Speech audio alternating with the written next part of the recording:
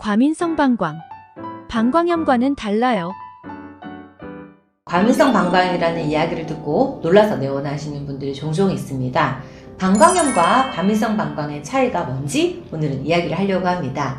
우선 방광염은 균과 염증이 발견되지만 과민성 방광의 경우에는 균이나 염증이 발견되지 않습니다.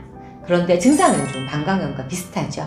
여기에 항생제를 먹어도 잘 낫지 않고 또 며칠 정도 불편한 게 아니라 굉장히 지속적으로 오랫동안 불편감이 사라지지 않는 게 과민성 방광의 특징인데요. 많은 사람들이 방광을 단순히 소변을 저장했다가 내보내기만 하는 기관으로 생각하기 쉽지만 사실 방광은 소변이 어느 정도 차면 신경이 자극되면서 방광 근육을 수축하고 이완시키면서 능동적으로 소변을 배출하는 기관입니다. 다시 말하면 신경계에 의해 지배되는 기관이고요. 본인 스스로 수동적이 아니라 능동적으로 활동하는 기관이라는 거죠. 따라서 과민성 방광 혹은 과민성 방광 증후군이라는 질환이 생기게 되면 이 신경이 지나치게 예민해지면서 소변이 다 차지 않았는데도 못 견디는 거예요. 그래서 못 참고 내보내라는 신호를 자꾸 보내게 되는 건데요. 막상 내보내려고 하면 시원하지 않고 또 소변이 보고 싶은 느낌이 오면 참을 수 없을 만큼 막 급해집니다. 그리고 다 보고 나서도 시원하지 않고요. 아랫배가 묵지근하게 불편하기도 하고 심한 경우에는 소변을 보러 가다가 급해서 그만 세워버리기도 하는 요식음이 나타나기도 하는 질환이 이 질환이지요. 네, 그래서요. 과민성 방광은 신경인성 방광, 절박성 요실금, 또 과민성 방광염이라고 불리기도 하고요. 이 증상이 이제 더 심해지면 여성요도 증후군, 또 방광통증 증후군 같은 점점 더 심해진 증상으로 가기도 하는데요.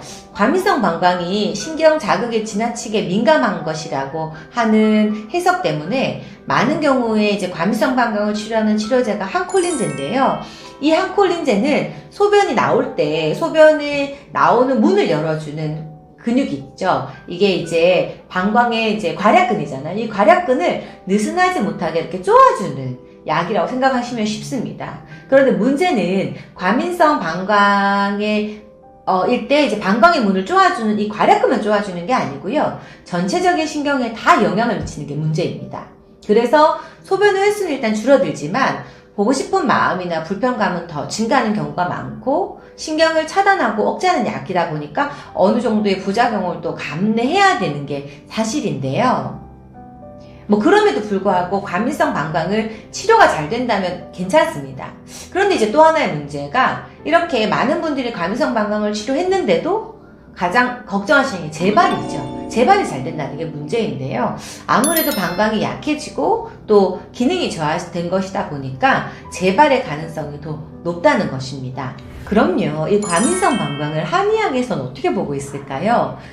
과민성 방광을 호소하는 많은 분들이 대부분 혈액순환 장애가 있으세요. 이런 분들은 손발이 차고 또 소화 기능이 저하되어 있는 경우가 많고요. 아랫배도 차고 냉한 경우가 많은데요. 다시 말하면 한의학에서는 방광이 약해져 있는 과민성 방광을 방광이 차고 냉하다, 허하다 이렇게 표현을 하고 있다는 겁니다.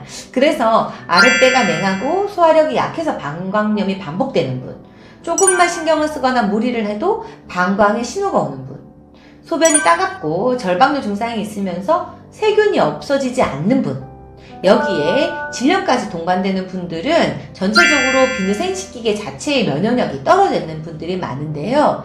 과민성 방광 환자분들 경우에는 이런 재반의 신체 증상이 먼저 좋아지는 게 조금 더 우선일 경우가 많습니다. 왜냐하면 몸 전체의 면역력이 비누생식기의 건강에도 같이 영향을 미치기 때문인데요.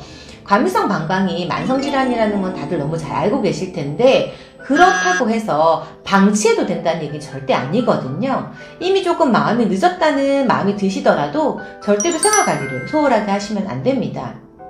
방광이 차고 냉해졌다면 다시 말하면 방광 부위, 하초 부위를 따뜻하고 또 활성화시킬 수 있게 다시 몸을 회복시켜야 된다는 이야기거든요. 특히나 복부가 경직되면 방광 근육이나 골반적은 다 같이 긴장할 수 있기 때문에 순환 운동을 하셔야 되는데 그래서 추천을 드리는 게 복부 스트레칭, 장요근 운동, 골반 전체의 순환 운동입니다.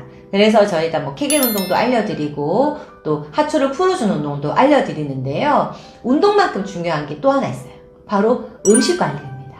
가장 힘든 게 이제 아마도 커피를 끊거나 또 카페인을 끊는 게 아닌가 싶은데, 카페인이 소변에 안 좋다는 건 다 잘 알고 계시죠?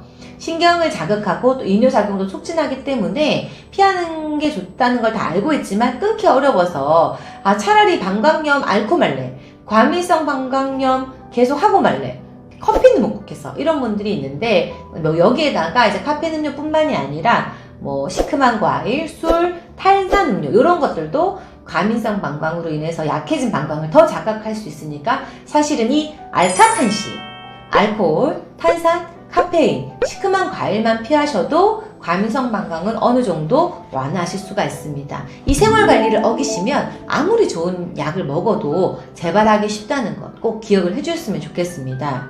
제가 오늘 방광염과 과민성 방광의 차이점에 대해서 이야기를 시작했다가 과민성 방광의 치료 얘기, 또 생활관리까지 이야기가 진행이 됐는데요. 사실 과민성 방광이 있는 분들이 제일 힘들어 하시는 게 늦었어, 이제 치료가 안 되나 봐, 이런 생각들이 아닐까 싶어요. 그런데 이제 증상을 너무 가리지 마시고요. 제대로 치료를 하면서 생활습관의 개선을 잘 하시면 방광질환의 재발을 막을 수가 있거든요. 항콜린제를 쓰든 또 한약을 복용하시든 생활관리를 제대로 잘 하시면 충분히 재발을 막을 수가 있는데, 그걸 안 하시면서 약 탓을 하시는 경우가 너무 많아요. 과민성 방광의 재발을 막고 또 방광을 튼튼하게 하는 건 생활관리가 무엇보다 중요하다는 거 꼭 좀 기억을 해줬으면 좋겠고요. 적절한 치료와 생활습관의 개선을 통해서 꼭 과민성 방광을 이겨내시고 소변으로부터 조금 자유로워지시기를 희망하겠습니다. 감사합니다.